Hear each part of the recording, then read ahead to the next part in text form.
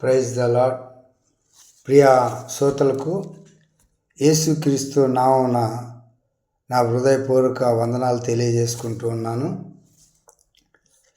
ప్రతిరోజు దేవుడు YouTube channel ద్వారా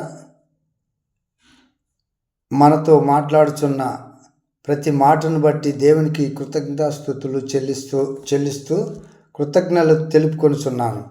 అందరూ బాగున్నారా? మంచిది. ఈ సమయంలో దేవుని మాటలు, వాక్యంలో నుండి కొన్ని మాటలు మరి ధ్యానించుకుందాం. కీర్తనల గ్రంథం 15వ అధ్యాయం మొదటి 2 వచనాలు ఒకసారి మనము ఆ మాటలను ధ్యానించుకుందాం.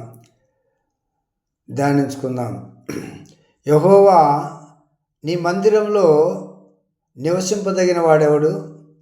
నీ గుడారంలో నివసింపదగిన వాడెవడు? యథార్థమైన ప్రవర్తన కలిగి నీతిని అనుసరించు నిజం పలుకువాడే కదా. మరి మాటలను బట్టి మనం ఒకసారి దేవుని మాటలను జ్ఞాపకం చేసుకున్నట్లయితే ప్రియులారా, యెహోవా, నీ గుడారములో అతిథిగా ఉండదగిన వాడెవడు? నీ పరిశుద్ధ పర్వతం మీద నివసింపదగిన వాడెవడు? యథార్థమైన భక్తి కలిగి పరిశుద్ధత కలిగి ఆయన నామమును ఘనపరిచేవారుగా ఉండాలని దేవుడు కోరుకుంటున్నాడు.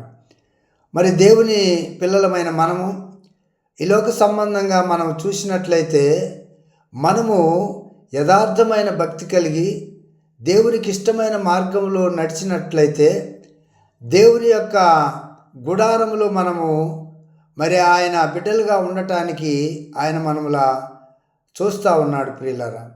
అందుకనే లేఖన భాగంలో నుంచి మనం ఒకసారి చూసినట్లయితే మరి కీర్తనల గ్రంథం 1వ అధ్యాయంలో చూసినట్లయితే, దుష్టుల ఆలోచన చొప్పున నడవక, పాపుల మార్గమును నిలవక, అపహాసకులు కూర్చుండు చోటు కూర్చుండక, యెహోవా ధర్మశాస్త్రమునందు దాన్ని ధ్యానించుతూ దివారాత్రులను దాన్ని ధ్యానించువాడు ధన్యుడని లేఖనం సెలవిస్తుంది. దేవుని పిల్లలుగా మనము పిలువబడాలంటే దేవుని మాటలను మనము విని దాని ప్రకారం నడుచుకునేవాడిగా ఉండాలి. దుష్టుల ఆలోచన చొప్పున మనం ఉండకూడదు. దుష్టుడు వాడు దోచుకునేవాడు, వాడు అబద్ధికుడు, అబద్ధమునకు జనకుడుగా ఉన్నటువంటి ఆ దుష్టత్వం కలిగినటువంటి మనుషుల మధ్య మనం ఉండకూడదు. అపహాసకులు చేసేవారి మధ్య మనం ఉండకూడదు. ఎందుకంటే దేవుని నీతిని నెరవేర్చేవారిగా మనం ఉండాలి. దేవుని చిత్తాన్ని జరిగించేవారిగా ఉండాలి. అలాంటి వారే దేవుని గుడారములో అతిథిగా ఉండదగిన వాడుగా ఉంటాడని దేవుని లేఖనం మనకు సెలవిస్తుంది. మనము దేవుని చిత్తాన్ని జరిగించేవారిగా ఉండాలి.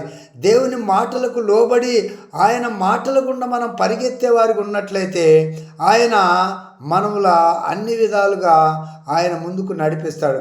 పరిశుద్ధంగా ఉండాలి, యథార్థమైన భక్తి కలిగి ఉండాలి. ఇదిగో పరిశుద్ధుల గుంపులో ఉండేవారిగా ఉండాలి, ఆయన నామాన్ని ఘనపరిచేవారిగా ఉండాలి.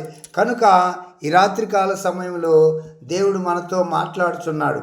ప్రియ సహోదరి సహోదరులారా, యూట్యూబ్ ఛానల్ ద్వారా మీరు వింటున్న ఈ మాటలను బట్టి దేవునికి ఎంతగానో మనం కృతజ్ఞతాస్తుతులు చెల్లించేవారిగా ఉండాలి. ఆయన మాటలు జీవము గల మాటలు. ఆయన మాటలు శాశ్వతంగా మన జీవితాన్ని భద్రపరిచే మాటలు. ఆయన మాటల్లో నీతి, న్యాయము, యథార్థతలు ఉన్నాయి. ఆయన మాటల్లో జీవం ఉన్నది.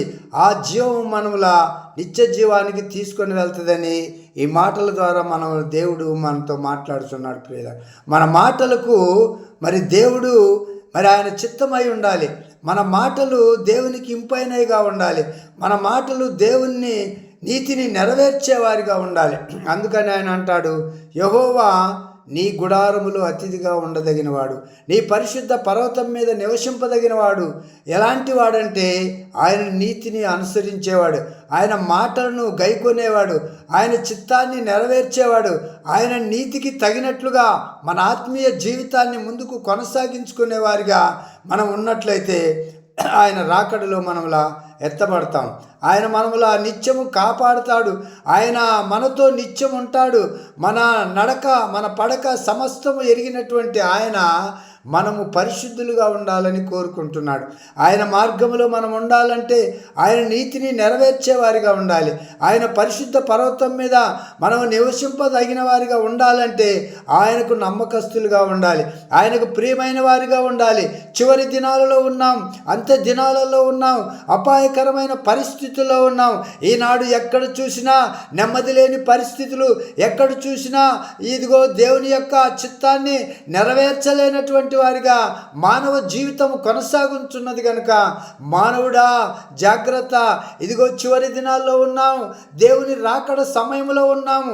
ఆయన మధ్యాకాశానికి వచ్చి బూర ఊదినప్పుడు ఆ బూర శబ్దాన్ని వినగలిగే పరిశుద్ధత మనం కలిగి ఉండాలంటే ఆయన నివాసములు, ఆయన అతిథిగా మనం ఉండాలి. ఆయన నివాస యోగ్యమైన జీవితాన్ని మనం కలిగి జీవించాలి. మన హృదయాన్ని ఆయన కోరుతున్నాడు. హృదయమే నీ ఆలయమని దేవుడు చెబుతున్నాడు. ఆయన మన హృదయాన్ని కోరుతున్నాడు. మన హృదయాన్ని ఎప్పుడైతే ఆయనకు సమర్పిస్తామో ఆయన మనతో ఉండటానికి ఇష్టపడతాడు. ప్రియులారా, ఇదిగో మనం ఆయన కృతజ్ఞత కలిగి ఉండాలంటే, ఆయన కృతజ్ఞతను మనము నెరవేర్చేవారికి ఉండాలంటే పాపమును విడిచిపెట్టి పరిశుద్ధులుగా జీవించాలని దేవుడు మన నుండి కోరుకుంటున్నాడు. కనుక ప్రియులారా, ఏది ఏమైనా దేవుని చిత్తాన్ని నెరవేర్చేవారికి ఉండాలి. యెహోవా గుడారములో మనం అతిథులుగా ఉండాలంటే ఆయన మాటకు లోబడి ఆయన చిత్తాన్ని నెరవేర్చేవారిగా ఉన్నప్పుడు మనము ఆయన గృహములో అతిథులుగా ఉంటాము. ఆయన మందిరములో మనము నాటబడిన వారిగా ఉంటాము. ఇదిగో దావీదు కీర్తనలో అంటాడు, యెహోవా నా కాపరి, నాకు లేమి కలగదు. పచ్చిక గల చోట్ల ఆయన నన్ను పరుండజేయడని ఆయన మాట్లాడుతూ ఉన్నాడు. ప్రియులారా, మనం ఆయన చిత్తాన్ని నెరవేర్చేవారిగా ఉండాలి, ఆయన మార్గంలో నడిచేవారిగా ఉండాలి.